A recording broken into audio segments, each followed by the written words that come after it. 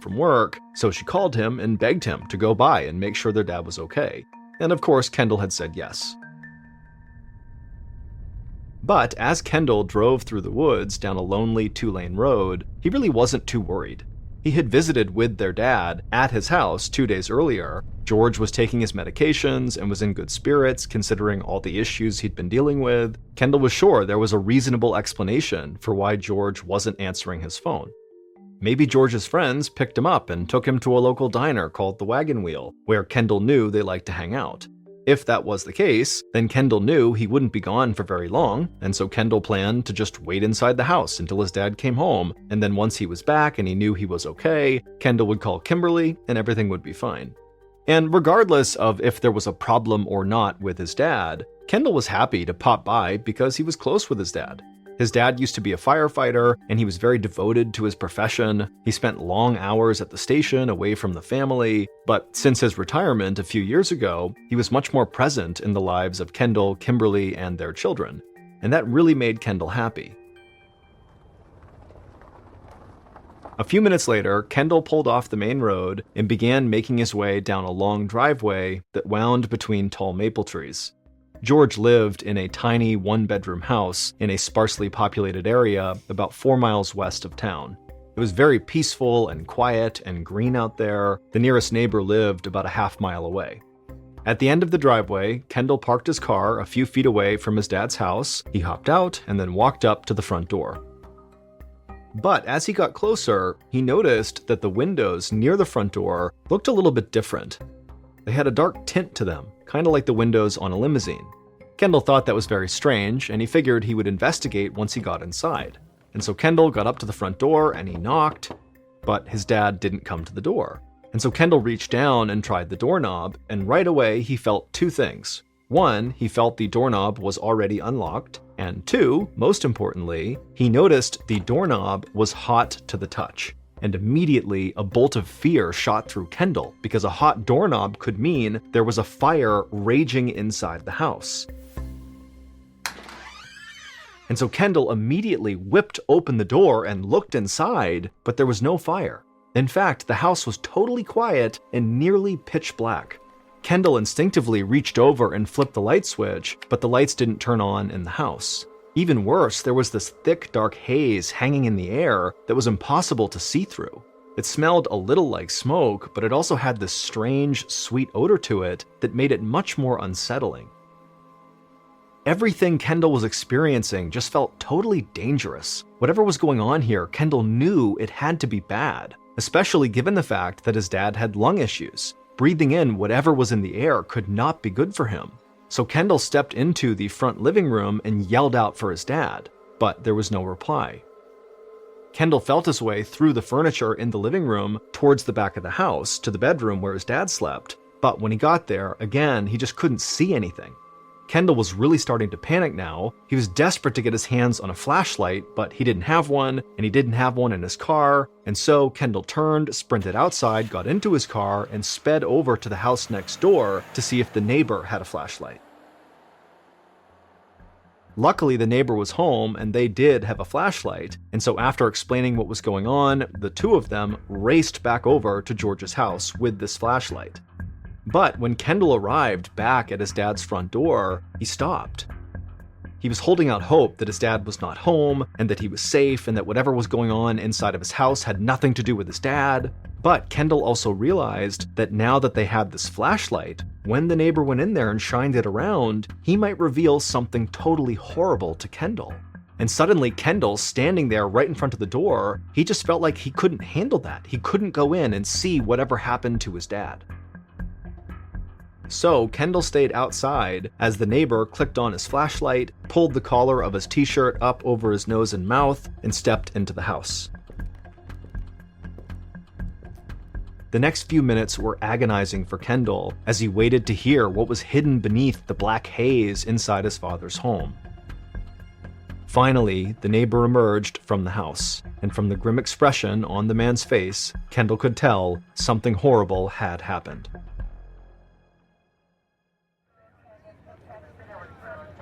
Within the next hour, the house was filled with inspectors from the local police and fire departments, and all of them were deeply confused by the scene laid out before them.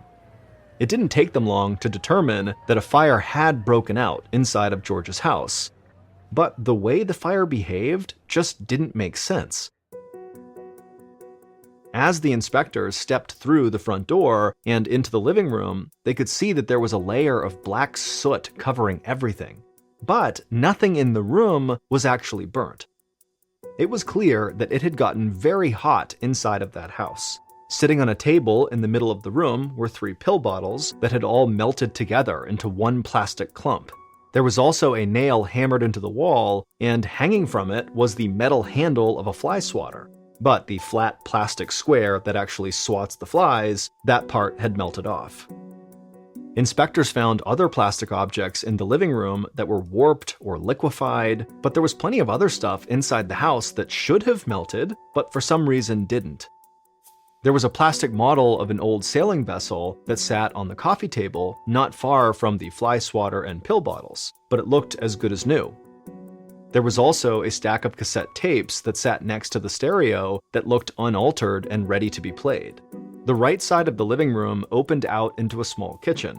George had decorated the sides of the refrigerator with colorful wallpaper, and that paper showed 0 signs of burning. But inside the refrigerator was a totally different story. The butter was completely melted, along with the plastic butter dish. In the meat drawer was an unopened package of hot dogs, and they were all cooked. The inspectors struggled to comprehend what actually happened.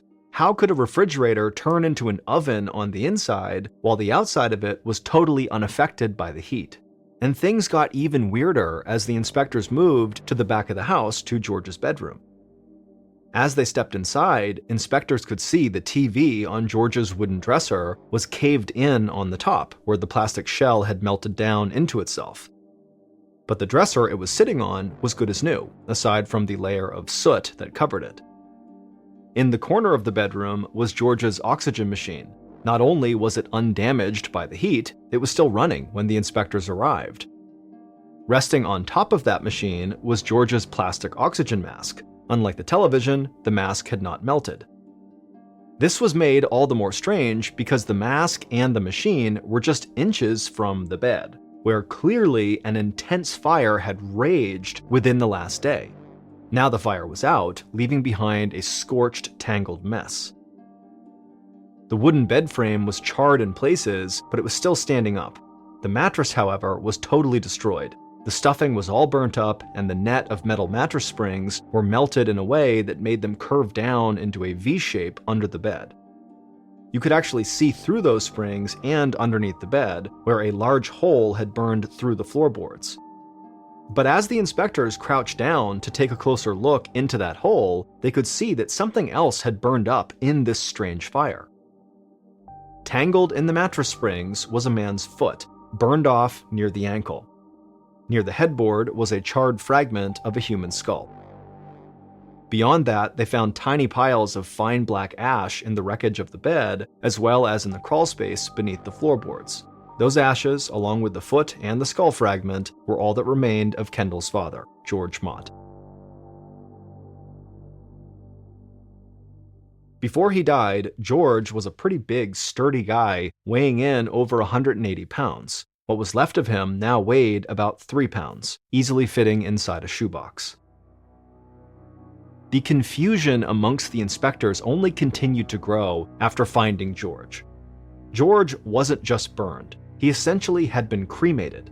Cremation is the process where a dead body is burned to ashes, and it requires an immensely hot fire that burns inside of a special oven. Yet somehow, here George was, reduced to ash by this bizarre fire that only affected small portions of the house. It just didn't add up. If the temperature in the bedroom was hot enough to cremate George, how on earth was the house even still standing?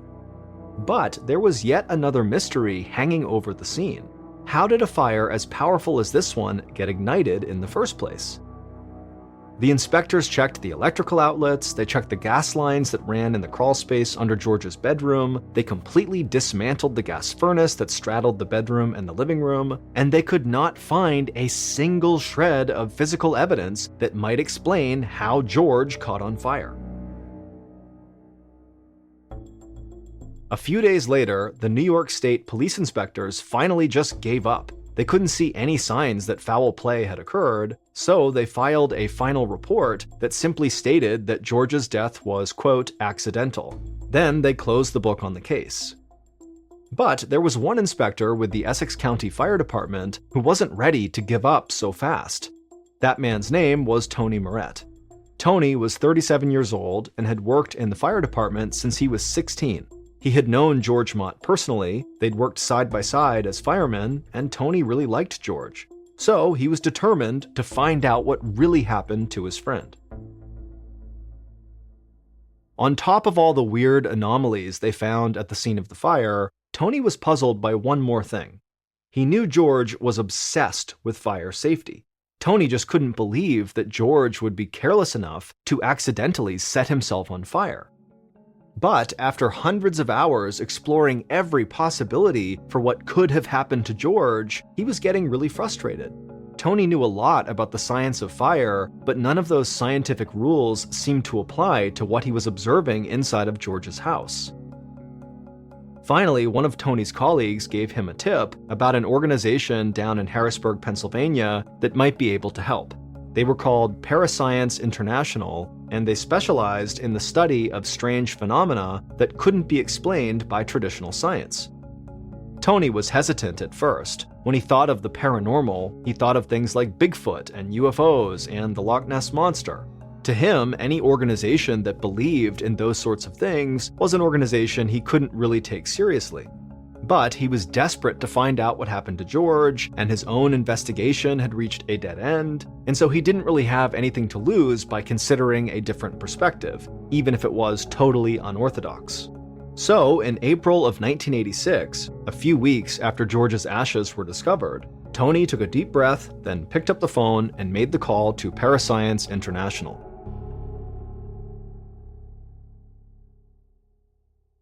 When the phone rang 400 miles away in Harrisburg, it was answered by a man named Larry Arnold. Larry was a 37-year-old school bus driver during the day, but in his off time, he devoted many hours to this group of parascience experts. For the last 10 years, Larry had worked with them to investigate many strange and unusual events. But Larry's greatest passion was studying fire phenomena that defied explanation.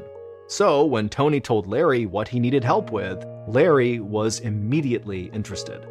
Larry listened intently as Tony flooded him with details about the strange case of George Mott. The body reduced to fine ash, the lack of damage to things near the body, the inexplicable pattern of melting and burning throughout the house. The more Larry heard, the more intrigued he became. And so, by the end of this call, Larry said he'd be happy to drive up to Crown Point, examine George's house, and see if he could make any sense of it. And a few weeks later, that's just what Larry did. When he arrived in Crown Point, he met with Tony at George's home. It had been over a month since the fire, but George's family was still in shock and were totally undecided about what to do with the house, so the inside really wasn't all that different from the way the inspectors first found it. As soon as he stepped through the door and into the living room, Larry noticed that the shelves and the tabletops all had a strange glaze on them. It wasn't just soot or ash that you could brush away with your hand. It was almost like baked on, like melted caramel. Right away, a picture began to form in Larry's mind of what could have happened the day George caught on fire. And so Larry headed straight to the back of the house and into George's bedroom. George's remains had been removed, but Larry could still see the area that had burned and how it hadn't spread beyond the bed and the hole in the floorboards. Larry, like every other inspector who had been inside of George's home, couldn't find anything nearby that could have possibly ignited the blaze, but to Larry Arnold, that actually wasn't the least bit surprising. Tony and the other investigators had never seen anything as confounding as this case, but Larry had. It was extremely rare, but in his research for Parascience International, Larry had uncovered about 200 recorded cases that were similar to George Mott's. For example, in the year 1725, a Parisian innkeeper found his wife had burned down to a pile of ashes in the middle of their kitchen floor. Nothing around her was damaged from this fire, not even the wooden cooking utensils that laid close to her charred remains. In 1951, a landlady visited one of the tenants of her apartment building in St. Petersburg, Florida.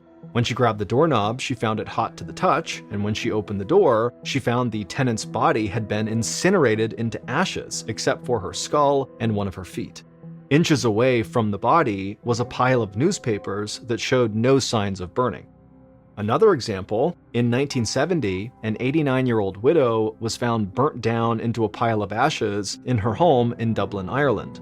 The only recognizable remains were her 2 feet, which were burnt off near the ankles. She had a vase with plastic flowers sitting on a table in the center of the room. The flowers had melted into a puddle, but everything else in the room appeared to be more or less untouched. In nearly all of these similar cases, Larry noted the same common threads. There was often a strange, sweet smell reported, and a weird, ashy glaze that seemed to coat everything. There was very little damage to the space surrounding the burned remains, and there was no clear indication of what could have possibly ignited the blaze in the first place. For hundreds of years, scientists and scholars had been developing theories behind how these strange fire events could happen, and the only feasible explanation they could come up with was that these intense fires were actually ignited from inside the bodies of the victims. Back in the 1800s, many believed this was God's judgment delivered to those who led an immoral life. Some thought it could be a byproduct of alcoholism, with the excess alcohol increasing the body's flammability. As the decades passed, many other theories have also been put forward to explain how a human body that is 60% water could spontaneously ignite. Larry Arnold had his own theories. He knew the human body was full of electrical activity that pulsed through the brain, the nervous system, and through every heartbeat, so what if the electricity somehow got amplified? Could the body start an explosive electrical fire that burnt itself out from the inside? Could it burn fast enough and hot enough that it incinerated the victim without burning anything nearby? Whatever the cause, this strange and rare event eventually became so widely known that it got its own name: spontaneous human combustion.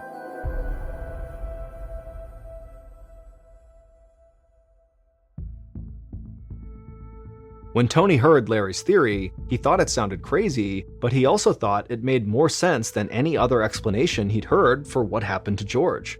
By the time Tony officially finished his own investigation into the death of George Mott, he concluded that the cause was spontaneous human combustion. But despite Tony's support of this theory, the official reports by police never changed for George Mott. His death is still listed as accidental, with no mention of spontaneous human combustion. While there are many believers in the theory, the vast majority of scientists dismiss spontaneous human combustion as pseudoscience that is unsupported by physical evidence. And the physical evidence in this case is still contradictory and confusing. But despite not fully understanding what happened, for instance, why the outside of George's refrigerator was untouched while the hot dogs inside were cooked through, Larry felt confident in his conclusion that George Mott was indeed a victim of spontaneous human combustion. According to the wishes of George's family, his ashes were sent to a crematorium, along with his foot and what was left of his skull. Then, after that second burning, George Mott was scattered at sea and finally laid to rest.